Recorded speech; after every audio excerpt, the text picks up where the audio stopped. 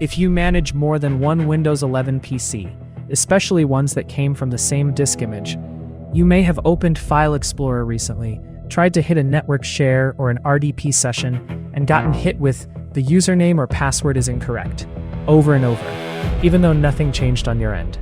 That's not a bug in the way you'd expect. It's Microsoft quietly tightening a security check that's been loose for years.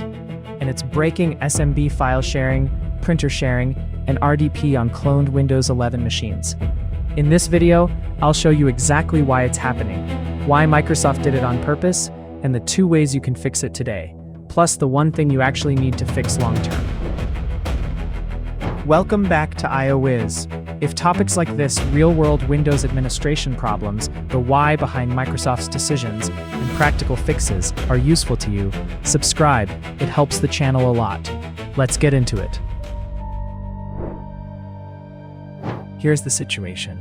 Starting with the September 2025 cumulative update, KB 5065426, on Windows 11 24H2, Windows 11 25H2, and Windows Server 2025, admins started reporting the same pattern. 2 machines on the same network, both fully patched, both with correct credentials, and SMB shares, printer sharing, and RDP between them just stop authenticating. The common thread in every report: these machines were cloned or imaged from the same source. A golden image, a disk clone, a VM template, and critically, Sysprep was never run before deployment. When you clone a Windows installation without generalizing it, every copy keeps the exact same local machine SID, the security identifier that's supposed to uniquely identify that installation. For years, Windows mostly let this slide in peer-to-peer authentication. KB 5065426 changes that. It enforces SID uniqueness more strictly during SMB, NTLM, and RDP authentication between Windows 11 24H2 and 25H2 peers. So, to be precise, this isn't Windows Server 2019 or 2022, and it's generally not Windows 10 on the other end. This is specifically Windows 11 24H2 or 25H2 machines authenticating to each other, or to Windows Server 2025, where duplicate SIDs now get rejected instead of quietly accepted. Before I go further, let me list out exactly what you might be seeing, so you know you're in the right place. On the file sharing side, a repeating dialog that says the username or password is incorrect, even though you've triple-checked it. Sometimes it's a printer instead. Windows cannot connect to the printer. On the RDP side, the logon attempt failed, or on the newer remote desktop app, your credentials did not work. And if you've gone digging in Event Viewer, you're probably looking at Event ID 4625, status code 0xC00006D. That's status logon failure, sometimes paired with substatus 0xC00006A. Some non-domain peer-to-peer setups also show Event ID 6167, described as a partial mismatch in the machine ID. If any of that matches what's on your screen right now, you're in exactly the right video. Now, the important question: why would Microsoft ship an update that breaks working environments? The machine SID isn't cosmetic. It's meant to be a unique identity for that specific Windows installation. And a lot of Windows security model leans on that uniqueness. Local account SIDs are derived from it, and authentication and access token logic assume no 2 machines on a network present the same identity. When you clone a machine without Sysprep, you don't just duplicate files, you duplicate that identity. 2 or more machines on your network are, from an identity standpoint, indistinguishable to certain authentication checks. That's a legitimate security gap. In principle, it can create ambiguity in how sessions, tokens, and trust relationships get validated between peers. And it's the kind of shortcut that's historically come back to bite organizations during incident response. Because which machine actually did this stops being a clean question. So, Microsoft's justification is straightforward. Improperly cloned machines were never supposed to work this way. They were working by accident, because the check wasn't strict. KB 5065426 closes that gap. The uncomfortable side effect is that it exposes every environment that was relying on that leniency, sometimes for years without knowing it. That's the pattern worth remembering. This update didn't break a working feature.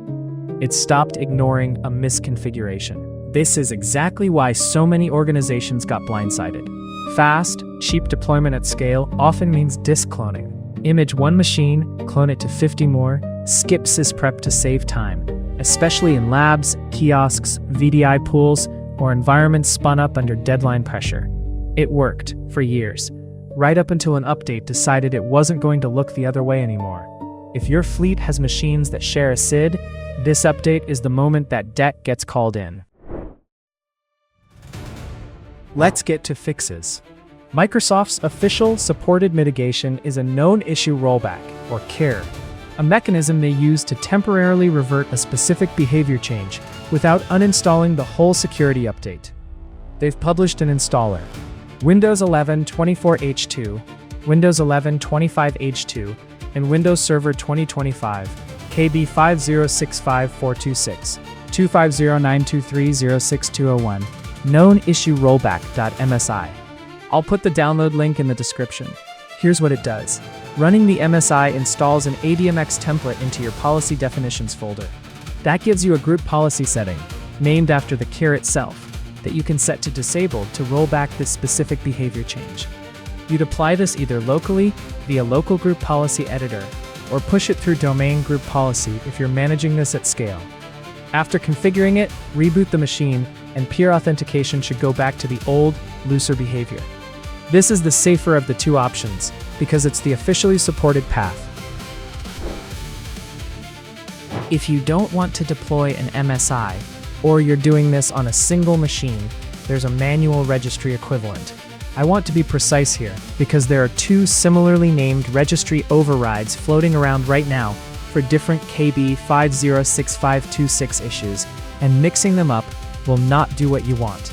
For this specific problem, SMB, print sharing, and RDP breaking between cloned peers, the key is HKey local machine, system, current control set, policies, Microsoft, feature management, overrides. Inside that key, create a D-word 32-bit value named 1517186191. Set it to 0. Reboot. That's it. That single value tells Windows to fall back to the pre-update authentication behavior for this specific check. One more time, clearly. 1517186191. Set to 0. There's a completely different override, 23629888687, that some articles mention in the same breath, but that one addresses an unrelated Windows Server 2025 directory sync issue. Don't apply that one thinking it fixes this problem. It won't, and it's solving a different bug entirely. As always with the registry, back up the key first, and if you're doing this across many machines, deploy it through group policy preferences or a script rather than by hand. Here's the part I don't want you to skip, because it's the difference between solving this and postponing it. Both fixes I just showed you are rollbacks. They tell Windows to stop enforcing the new check. They do not fix the underlying problem, which is that your machines still have duplicate SIDs. Microsoft can, and eventually will, retire this known issue rollback in a future update, once they consider it safe to do so. When that happens, if your machines still share a SID, this problem comes right back, and the registry override won't save you anymore. The actual fix is giving every machine a unique SID. Going forward, always run Sysprep with the /generalize option as the final step before capturing a disk image. So every deployed copy gets a fresh, unique SID on first boot. For machines you've already deployed with duplicate SIDs, you have two realistic options. Reimage them properly through Sysprep, or use a dedicated SID changing utility to regenerate a unique SID without a full reinstall. I won't recommend a specific paid tool on camera, but search Windows SID Changer utility and vet options against your organization's security policy before using one. Treat the KIR and the registry key as a bridge to buy yourself time, not a resting place. Quick recap. KB 5065426 didn't break SMB, printer sharing, or RDP. It started enforcing something that should have always been true, which is that every Windows machine needs its own unique SID. If your cloned machines skip Sysprep, that's the gap this update exposed. Short term, Use the official KIR installer or the registry key 1517186119 set to 0 under feature management overrides. Long-term, fix your imaging process, Sysprep generalize, or regenerate SIDs on machines already in production. If this saved you a support ticket or a very confused Monday morning, a like genuinely helps this reach other IT folks dealing with the same thing. And subscribing means you won't miss the next one. Drop a comment if you've hit this in your environment. I read every one. Thanks for watching IOWiz, and I'll see you in the next video.